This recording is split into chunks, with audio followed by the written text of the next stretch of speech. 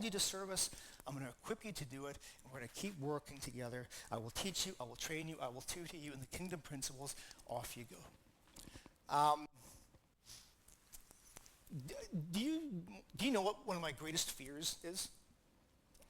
One of my greatest fears, what causes sweat to form on my brow and anxiety to swell in my chest, is standing up and speaking to a group of people.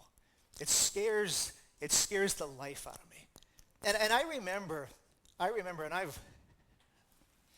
I've not said this to anybody except those that were closest to me. So consider this bonus material this morning. Very early on, I remember very early on, at the end of a 3-year ministry internship, being called into the office, being sat down, and being told, you're never going to make it.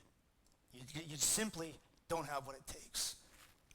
Perhaps you need to do something else with your life because you're never going to make it. I didn't have what it took. I didn't have the right temperament, didn't have the right charisma, didn't have the right elocution, didn't have the right vocabulary, didn't have the right family, didn't have the right tone of voice, didn't have the right pitch, didn't have that all-Canadian smile with white, shiny teeth that were straight.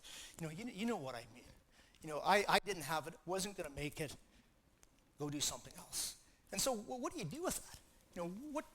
How do you cope with that? People that you thought you could trust throw you under the bus. And it hurts. I wish I could say that was the only time it happened, but it's not. But those are stories for future days. And it did very little in the way of calming my anxiety and equipping me for future ministry. So what do? You just have to move on. You have to move forward. You learn to roll with the punches.